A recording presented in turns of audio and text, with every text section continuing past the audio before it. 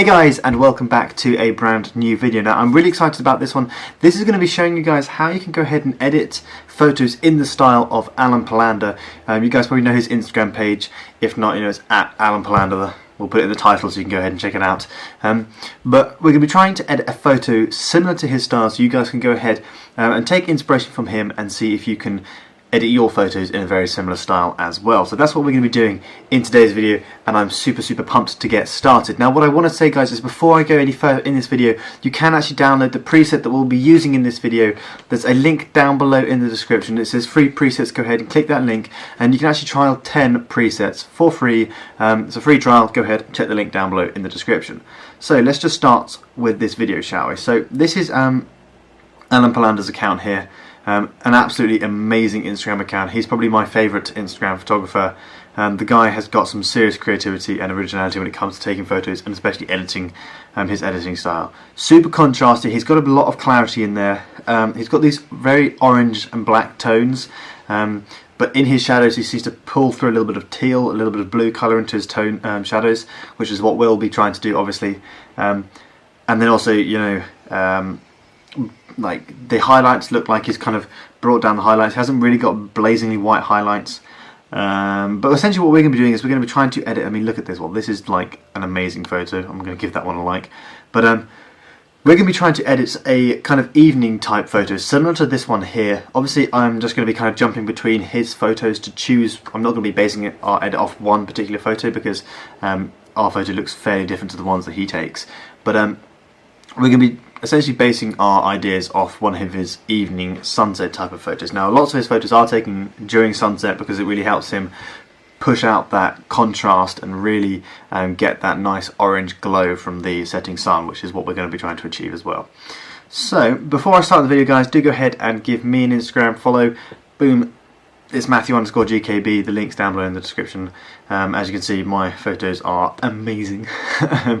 No, they're alright. But you can like send me DMs and stuff, and of course Sebastian's down there as well, Sebastian_JWB. That'll be awesome if you go ahead and give us a follow. That'll be awesome. So let's just get started with this video, shall we? So this is the photo we're going to be editing, and this is actually the final colour grade, the final edit adjustment that we're going to go ahead and do. So if I just do a quick before and a quick after, you can see the difference in the photos, and hopefully you can see that this looks similar-ish to Alen Palander's photos. Now, a few pointers is obviously, you know, don't go ahead and copy his style, but also this photo here is we're pushing for the colours, we're pushing for the contrast. Obviously this one's at like a lot darker than his usual photos, which I think is because this was taken during, like, you know, sunset, and I don't want to start brightening it up and making it look like daytime, because, you know, I quite like the sunset photo. But anyway, let's just reset this image, and you'll see this is the image actually we're starting with here. So the first thing that I want to do with this image is I'm going to straighten it up, because the horizon line there looks a little bit weird. Now, oh, let's not do that. Mine's 2.55. Maybe it's 2.55. I thought I remembered the exact rotation I needed to do on this, but obviously not. Oh, okay, go away. Rotate it, because I want that horizon line there to be pretty straight. And then another thing that I'm going to do is I'm going to put this into a 4:5 aspect ratio. Now, you don't have to do this. This is just, you know, if you're new to the channel, this is usually what we do. We do 4:5 ratios because that is kind of the ratio you'll use if you're editing photos on Instagram. And obviously he's an Instagram artist, so what am I doing? Straighten up the horizon line, Matthew. Sort it out. There we go, it's a little bit better. Obviously because he's an Instagram artist, we're going to be trying to replicate that look. Honestly, why? I'm trying to get this aspect ratio thing working, it's just not... Okay, right, we're getting there. Okay, so I think we're going to kind of crop it somewhere like this. You saw a little bit before, and you can see up here in the top left the kind of look I'm going for. Now, if I had taken this photo, I haven't actually taken this photo, this was one I downloaded off wesaturate.com, so if you know the person who took this photo, just comment them down below in the description. But if I was taking this photo, what I would like to do is I'd like to get a lot more sky in, you know, or a lot more sky or a lot more water in, so I'd have taken it further back and get like the rule of thirds working a little bit better, but obviously I can't do that because I just got to work with what I've got, so I'm going to kind of bring in the water a little bit and work with that. Okay, so let's just click done, and zoom in on the photo. Okay, so it looks really, really cool at the moment. We've got those nice 3 buildings and we've got that sun coming in from the right. Now, as you saw in the final edit, we're going to have a little bit of a flare coming in, which we can also do within Lightroom as well. So, first things first, what I'm going to do is I'm actually going to bring up my, bring down my temperature slider just a little bit, just to cool it off a tiny bit, because although it's at sunset, what I do want to do is I want to have those blues coming through in the shadows and the darker tones, just to make it a little bit cooler. I don't want it to be too like warm or hot sunset photo. We're going to leave the tint as it is, and then what I'm going to do is I'm just going to bring up the exposure just a tiny bit, just to brighten up the image. It's a little bit too dark. Now Alen Palander, as we said, has got that's me. That's not Alen Palander. You know, he's got a lot of contrast into his images, and he's also got a bunch of clarity. So you can see in these photos, especially, like the amount of clarity coming through in these photos. Lots of contrast. So what we're going to be doing is we're going to be adding in a bunch of contrast as well. Now, I don't necessarily like adding in loads of contrast with this contrast slider as such. I prefer like doing it using the highlight shadows, whites and blacks. But you know, we'll do both. Why not? Okay, highlights. I'm going to blow out our highlights now. Sometimes his highlights are really not blown out. You know, that you can see that he brings them down, so his sky isn't bright white; it's a little bit more blue. I can feel a sneeze going on.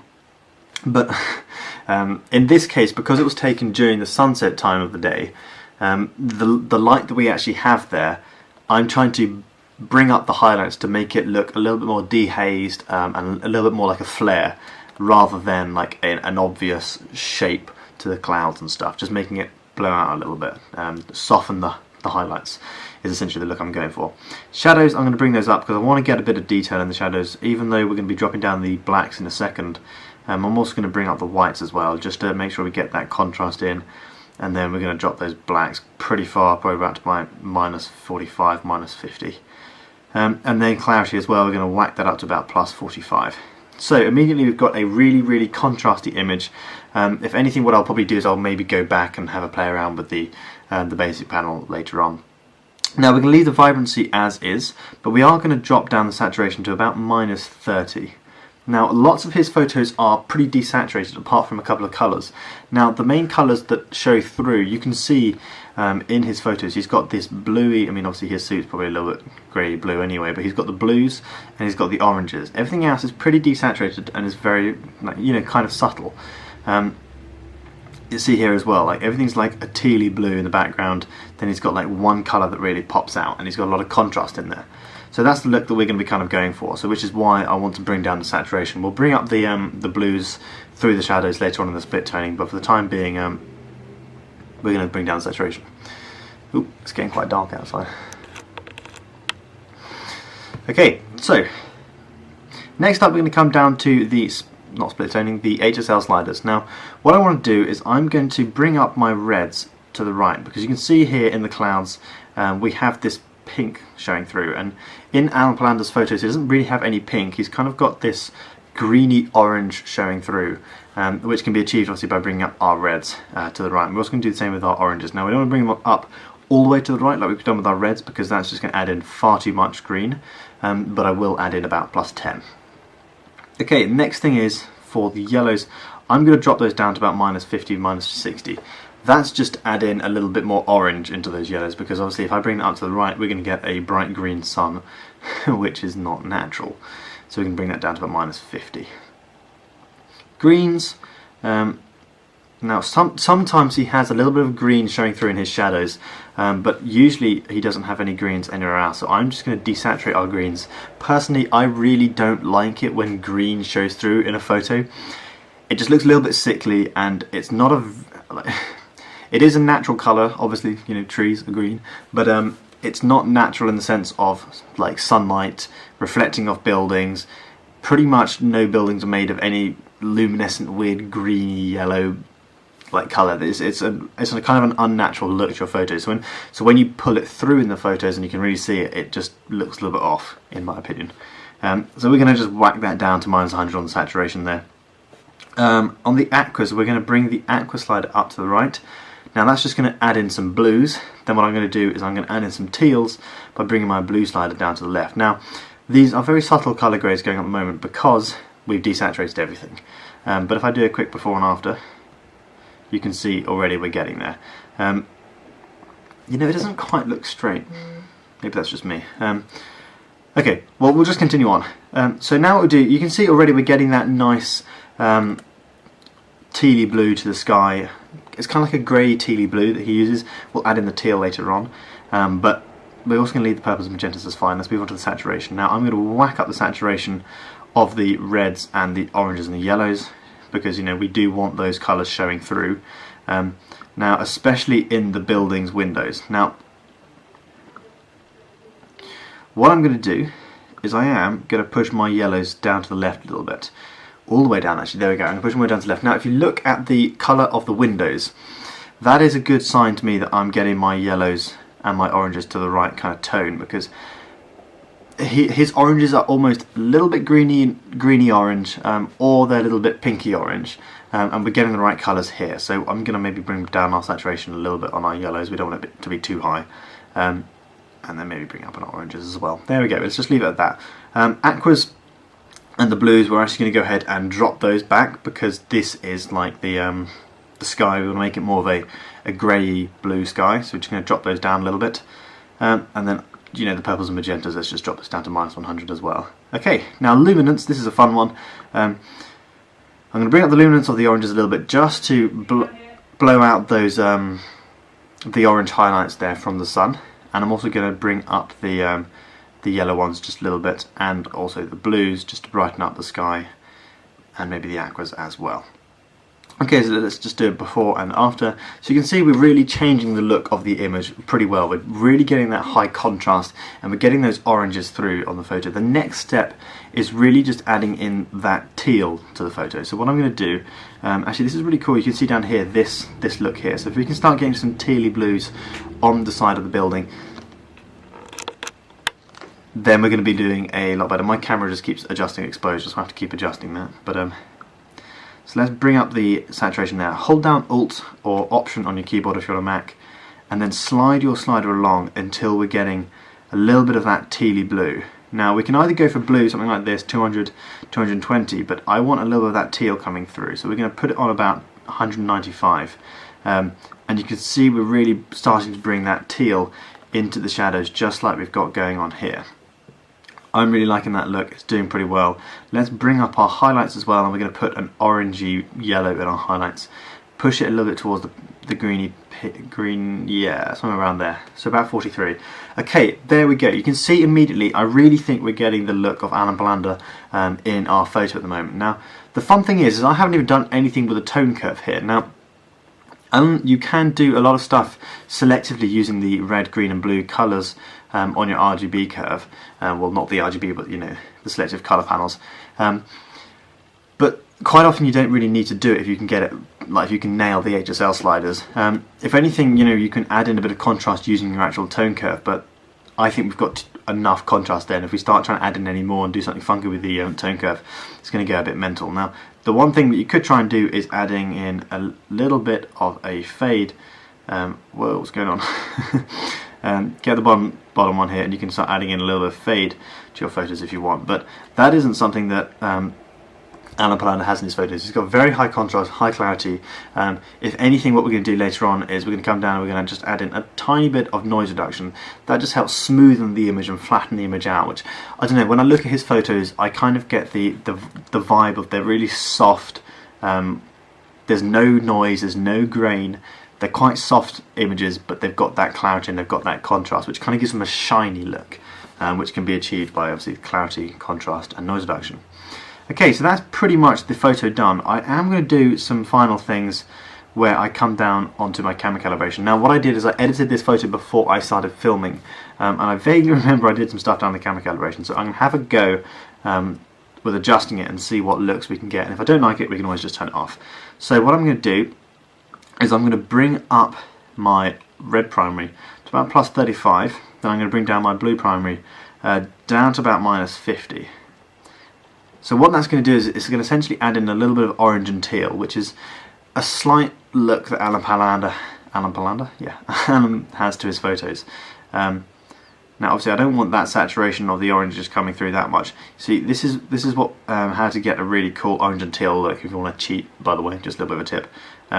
So I'm not going to bring up the saturation, if anything I'm going to bring it down a tiny bit of the oranges, and then yeah, I'm going to bring it down of the blue primaries as well.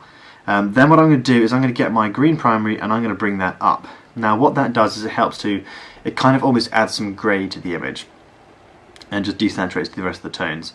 So let's turn that off and on again. So very subtle, but all it's done really is it's helped start bringing in some colour into the oranges up here. So I think we're pretty much there in terms of editing this photo. So let's just do a quick before and after. So there we go guys, pretty much done. One final thing I want to try doing, now I did this before we started, is adding in a flare coming from here. So let's say it looks like the sun's kind of going down behind this building around here. So what I want to do is I want to start adding in a little bit of a flare, maybe just hitting against the building, and see how that looks. So what I'm going to do is I'm going to make an ellipse tool. I'm going to make it into a rough circle. We can bring up our exposure a little bit, but essentially the thing we want to do is we want to whack down our dehaze. Now obviously if you bring it down too far you're going to get this really weird orb floating around, but bringing it down enough just to soften off the image and kind of give the effect of this light blasting through the side of the building is a really cool technique to go ahead and try adding to your photos.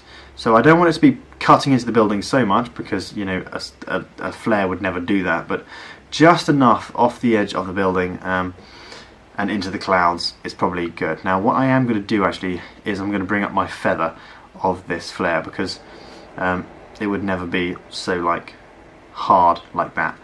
There we go, so now we've got a nice flare just coming through on the edge of the building, which I think looks pretty nice. I don't know about you guys, but I quite like it. You can also go around, you can adjust that, bring it up higher as well.